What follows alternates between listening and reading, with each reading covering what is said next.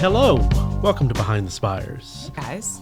I'm Ed, and this is... Hi, I'm Molly, and we are your friendly neighborhood city employees. Come join us behind the Spires, where we will bring the business of Frederick forward, highlighting updates on Frederick's projects, policies, and events. Each week, we're bringing a special guest with us behind the Spires, very special. And today, we have one of my favorites, the City of Frederick's Manager of Historic Preservation, Christina Martinkosky. Yes. She is a wealth of knowledge. She's super passionate, super knowledgeable, and she will be talking to us about the city's Sites of Enslavement Project. So a really, really interesting, meaningful project. Very, and she has lots of history knowledge, Yes. so I'll be glad to learn a lot today. I'm excited to learn more.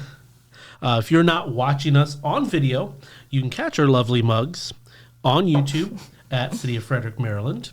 Of course, you can also listen to us at Spotify, Apple, Amazon, and other podcasting services. So a couple of things at the top before we jump into today's episode. This is an election year. Very exciting. In this election year and moving forward, each of the 5 newly established districts will have one dedicated council member, while 2 at-large council members will continue to represent the entire city. The filing period for candidates is open and remain open until July 1st. During this period, potential candidates must submit all necessary paperwork and meet the eligibility requirements to be officially entered into the race. You can find the forms on our website. Yes, and in the next few months, residents will receive new voter registration cards by mail that will include their new district. All registered voters will also receive mail-in ballots for the primary and general elections. Official ballot drop sites will be available in several locations. For those who prefer in-person voting, it will be available at the Trinity Recreation Center at 6040 New Design Road here in Frederick, Maryland. On these following dates, you got primary early voting on August 22nd and the 23rd, general early voting on October 24th and the 25th, primary day voting September 9th, and then general day voting November 4th. And you can find out more information about everything elections on frederickmd.gov/elections. Put that up in the lower third, and we will be providing updates on Vote Frederick, which is our city's election team, via the city's Instagram. You can check out previous updates in the Vote Frederick highlight at the top of our city's Instagram page. And we will also be having a special election episode of this podcast this summer with our city clerk, Phyllis Hain. It should be a good one. So more to come on that. And we will be right back with Christina.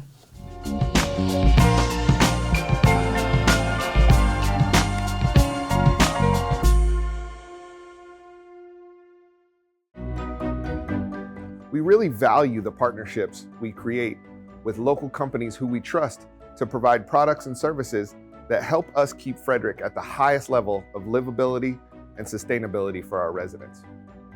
Just visit our website at frederickmd.gov/Frederick Buys and follow the prompts to register as a vendor today. Remember, when Frederick buys, Frederick thrives.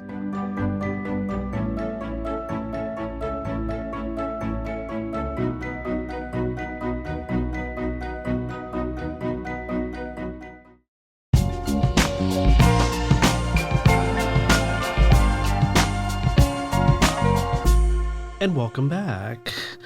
We welcome our lovely guest today, Manager of Historic Preservation, Christina. Christina, thank you so much for being with us today. Thank you for having me. I'm really happy to be here. We're so excited. To kick things off, can you start by telling us about your role as Historic Preservation Planning Manager? Right. Well, first, let's acknowledge that this is a new division with the City of Frederick. Okay. We're part of the Planning Department, which is housed in the Department of Public Works. So our mission is to safeguard historic resources, whether it's a building or a historic district or an archaeological site. Our goal is just to protect them so that their stories and their histories can be passed on to further generations. A big part of that is architectural design review. So the goal is to protect historic features, right?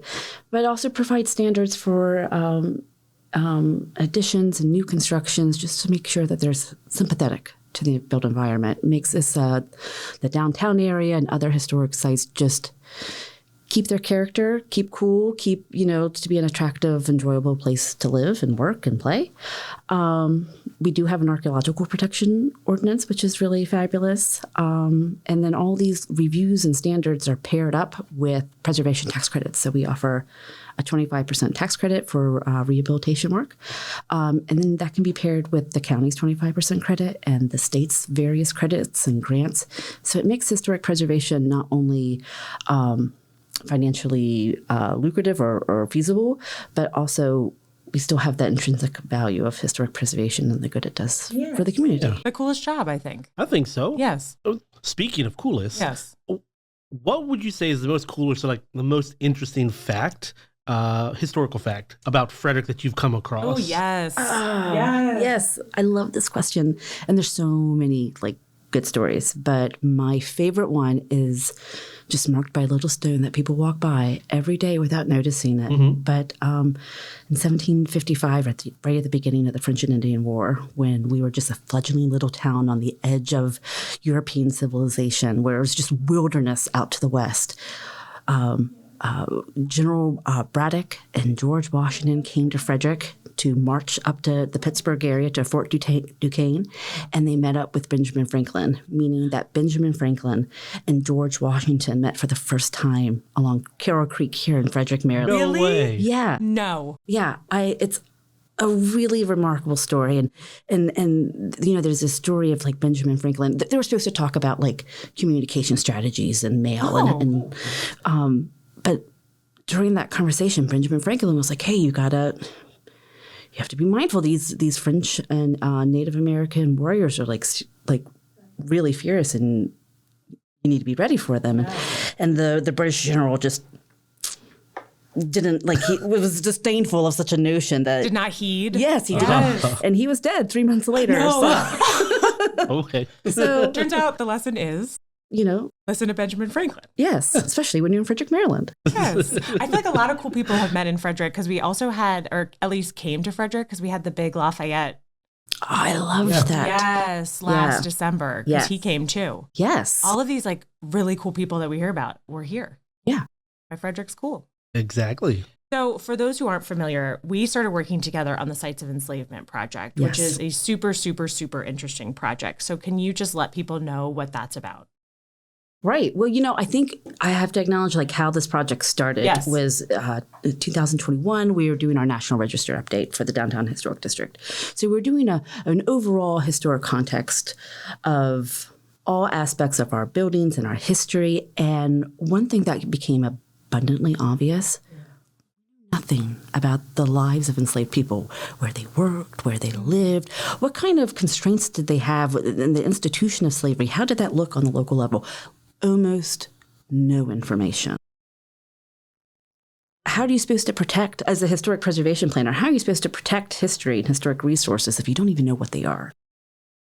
So that was the root, and the seed of this greater initiative of Sites of Enslavement, where we're going to research and document those sites, better understand that history, and not just put that information on a shelf, but use it in a meaningful way to educate the public on our findings, because I think there's a real interest and need to know this kind of difficult history, and that's the goal. Sites of Enslavement, we're trying to understand what life was like during that period and share that with the community. And it's also since we didn't know that much about it, finding out about it is not as easy as just being oh, let's just research this really quick. Yeah. It's the information is hard to get. Right. Of all the history books. Right.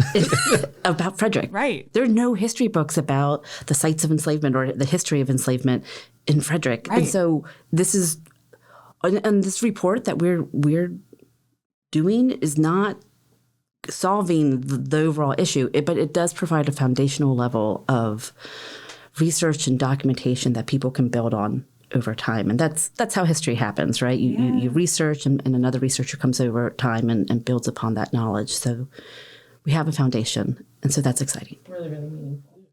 Now, how have you involved like the community members or like descendants, local historians with other organizations in this project? Oh my gosh, this is a project about partnership. I think the city of Frederick, we have the administrative manpower to facilitate the project, but it is a project that does not happen without extreme coordination with so many partners of different types. One, funding. We've gotten funding from Preservation Maryland and the Maryland Historic Trust and have applied for additional grant funding. We recently got an award from Maryland 250 for this project, but our biggest partner in terms of facilitating the research and documentation is the African American History, Heritage, and Culture Society, also called ARCH. Mm-hmm. They have just been so instrumental of going through each and every part of the process of researching and documenting. We've hired a great historic consulting firm, EHT Traceries, down in D.C., partnering with Visit Frederick, the Downtown Frederick Partnership. Anybody who can provide value in terms of getting that history and then sharing that history is who we're working with. So there's going to be there's already been lots of involvement, but there's going to be a lot more as we move forward with this project. And can you share like anything really interesting or powerful that you've learned from your research so far? Like, are there any stories that have just like really touched you? Probably a lot. There is. Probably a lot. And like some of them are just interesting because it gives you kind of a better understanding of that time period. But then there's like the individual stories that kind of hit upon themes. Like there's a story of Henry Williams, and it really touches upon histories of education, family, of this society called the Colonial Society, the Maryland Colonial Society. There was a local chapter here in Frederick and their power and influence they had. But Henry Williams was an enslaved person. He was enslaved by the McPherson family and then later the Markle family. He's pops up in diaries. Englebright, Jacob Englebright, he's a famous diarist here in Frederick, and he notes this gentleman several times of being an enslaved person seeking information about his birth. Mm-hmm. And then you wonder why, of course somebody wants to understand their identity. Right. But you later see that he's using that information in his manumissions documentation. When he's freeing himself, he uses his birth date as like, this is me. I'm claiming my identity. I'm using that information as I'm freeing myself. There's also documentation showing how he's raised money to free himself. And so he was educating himself. He was learning how to read and write. And eventually through this process with the Colonialization Society, he eventually traveled to Liberia, where it was a very tough life, and much of his family died, and he had many hardships over there. But it really speaks to a man who was just trying to do good for himself, to claim his identity and his freedom, and to educate himself, and that how hard it was to do that in that society. So it's a really incredible story. That's so epic. Yeah. Wow. Now, that's some painful history, but also, good in a sense. But how do you approach preserving some of these difficult or painful histories while making space for like learning or healing? Right. I think the real simple answer is that you collect the information, and when you share it, that creates the space for healing and understanding. So that's the mission, right? Is to collect the information and share it. Like you said, like if it wasn't out there before, this is such a time for just to share the knowledge that it wasn't out there. Right. What are some of the long-term goals? And you mentioned Visit Frederick, our good partner. How will this information be shared to the public? Right. Well, coming up, we have phase 1 ending, and that's really represented by our final presentation, our consultant, EHD Tracy's, is coming down to visit Frederick, and they're sharing the results of their research to the public. But that's just the first step in education. We have a program in mind of historic markers with videos embedded with QR codes. Mm-hmm. So we have historic markers and videos. People will be assisting us with historic interpretation in those videos, reading from diaries, giving firsthand documentation and interpretation. I think it's just going to be a really powerful and exciting way to immerse yourself in history, because it's everywhere.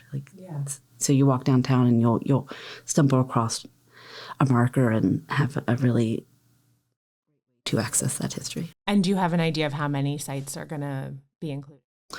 Well, that's a big question. Yeah, it is a big question. Yeah. I think right now we're looking at upwards of maybe 16, but I think we are definitely also wanting quality documentation. So we'll see. Around 16. And you mentioned a little bit about the different aspects of life. So there's going to be education, right? Like where they were educated, where they worshiped, where they, like, tell us a little bit more about that. Right. So understanding the lives of people that were enslaved, where they lived, where they worked, what kind of work did they do? Right. Went to church, how they were educated, if they were educated, right. what was the limitations there? But what sort of social constraints did they have? And then when they died, how were their bodies treated? Where were they interred? And right. That's also kind of part of this story. Right. What an awesome project. Yeah. Yeah. A lot of interesting things. I could talk to Christina all day also. I feel like I just want to be like, so tell me more about Benjamin and what was he wearing? What did the guy say to him? Okay. Well, what's next for the Sites of Enslavement Project? Like, are there any upcoming milestones or like public components that we should look out for? Right. So May 12th is the big date to look out for. Mm-hmm. That's when we're going to be sharing our research and documentation from phase 1, the historical context study. And after that, over the next 2 years, we're going to be working through phase 2, and that's when markers and other events will be happening. But the big one, May 12th. May 12th at Visit Frederick. And people from the public can go to that, right? Absolutely. Free? Absolutely. So if you want to learn a little history, come check it out. Absolutely. And see more about the project. Please do. And see Christina and all of that, free to everybody. Yes. Go.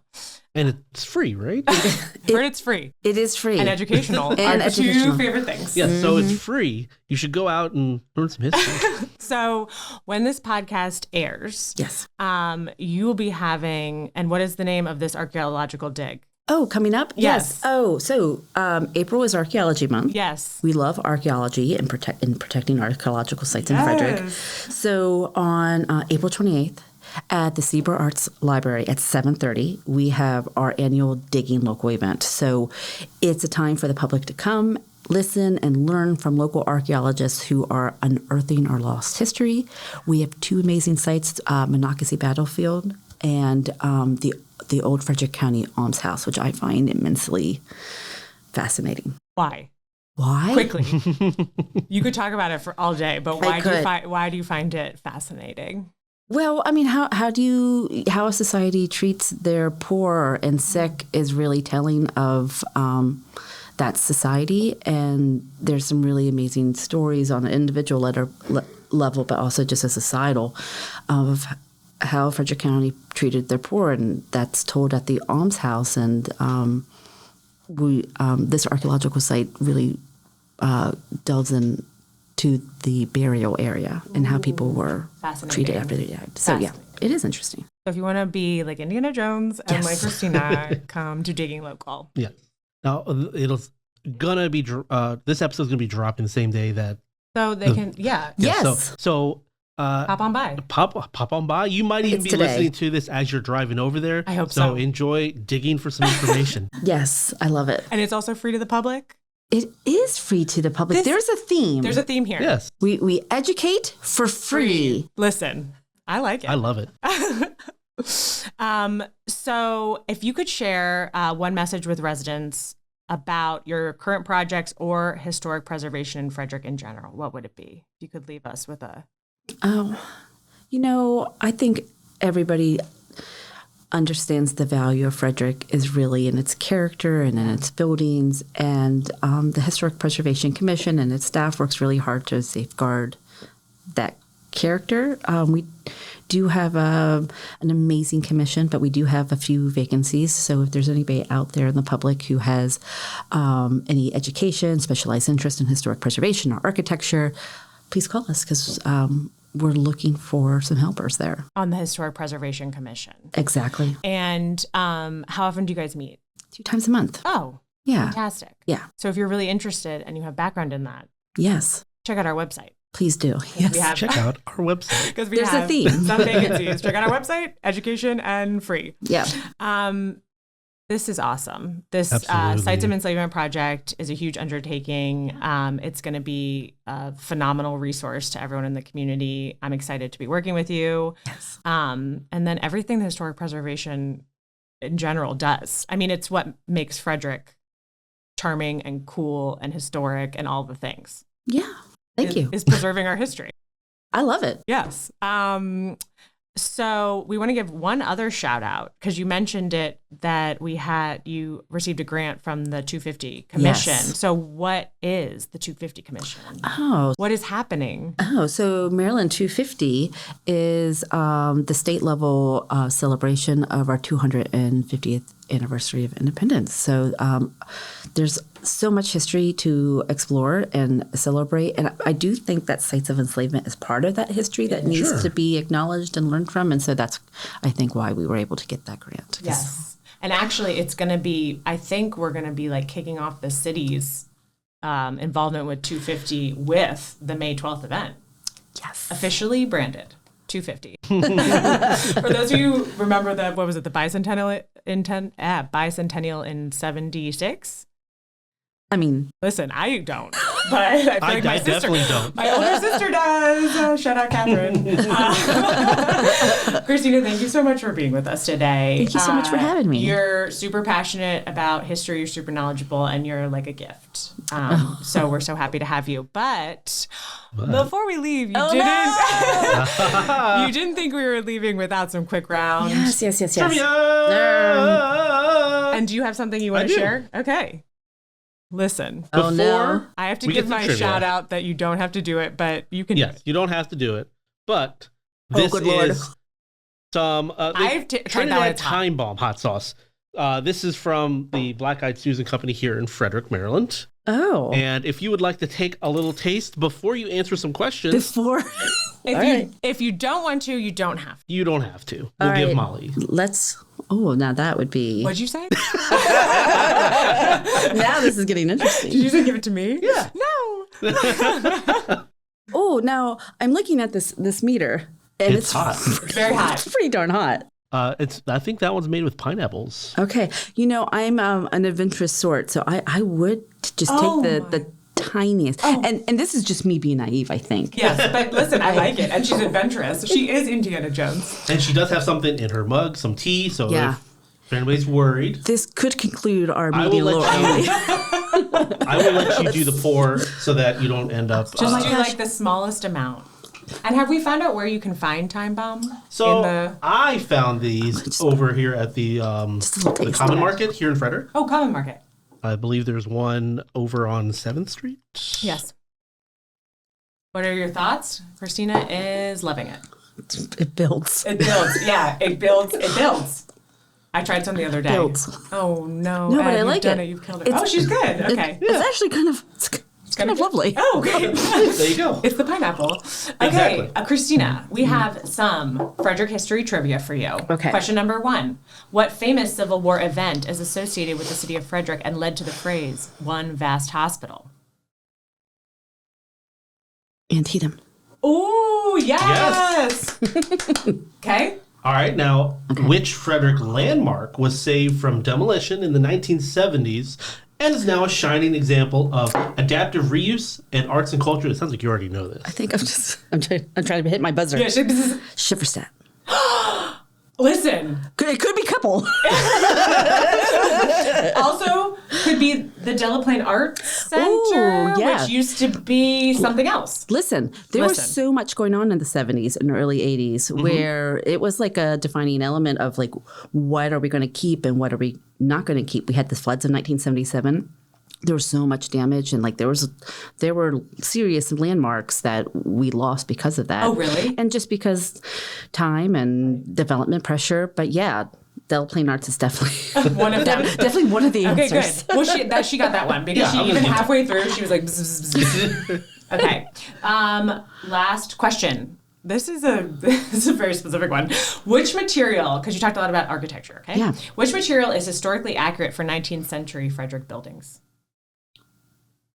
What material Yes. for 1970s? 19th century. Oh, 19th century. Yeah.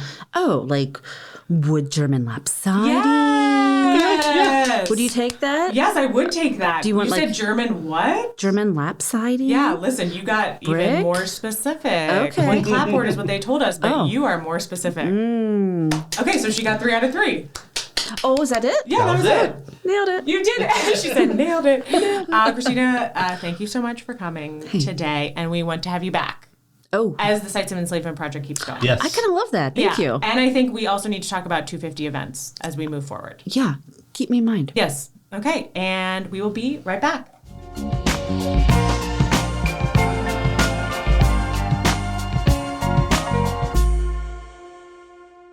Planting a tree is single-handedly one of the best things that you can do for our community. By planting a native tree, you help improve the quality of the air and the water around you. A tree is simply a good investment. It helps increase your home's value, it shades your backyard, and it makes it look really beautiful too. So, buy a tree today from Tree Frederick for $30 and help our city grow sustainably.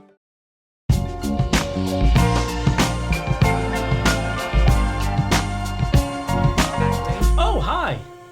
Welcome back. We're back. Oh my gosh. I love Christina. That was so good. I love her. Learned a lot. Yeah. And I could just sit here and listen to her talk. Yes. Like, everything is Yeah, so I know. interesting. First of all, I feel like we could have stayed here for like an hour being like, Yeah. okay, tell me what Benjamin said to that general, and then tell me what happened to that general. I know. When she's mentioned that they were coming about communications, Yeah. I was sitting there thinking, like us. Oh yeah, they were strategically communicating. We're like, hey, okay, so you guys, I want to give a shout out, is Bird Migratory Month. Tweet.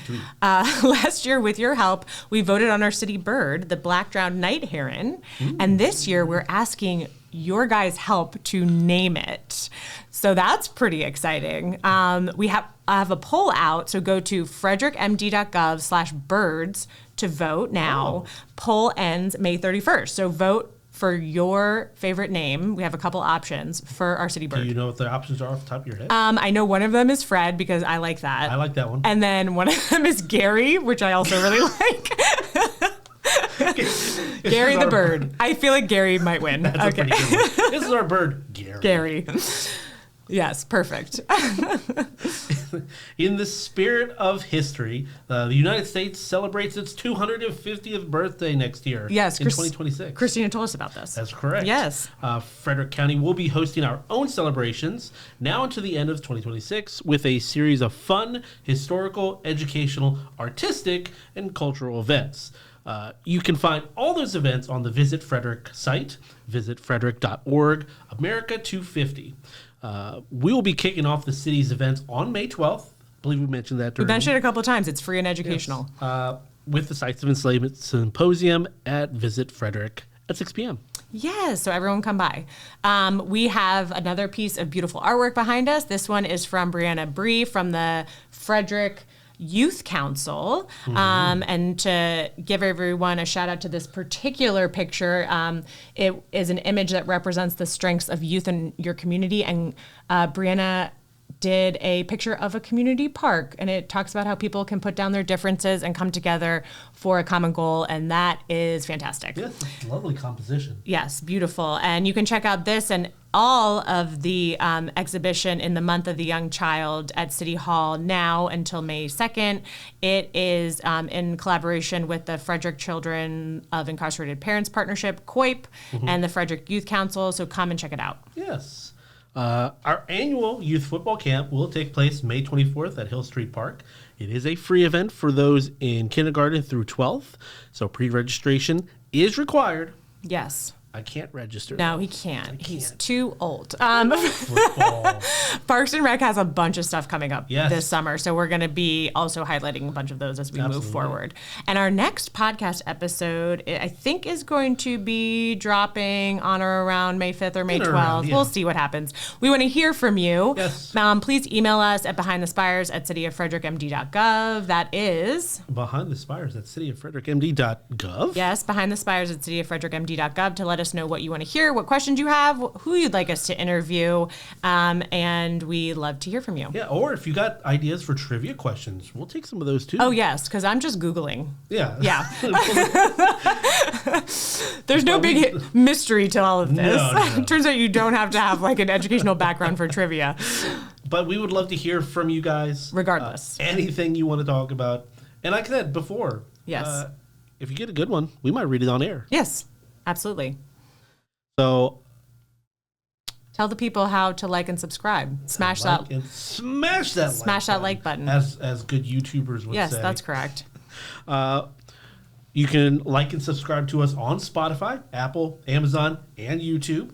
Also, before we dip back on Behind the Spires, we ask just one teeny tiny little favor.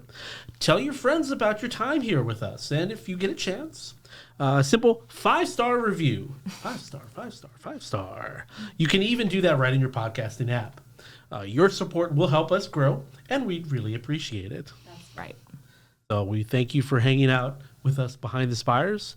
And remember, kindness costs us nothing. But what does it mean, Molly? I think it means everything. It means everything. Thanks, guys. We'll see you next time. Bye.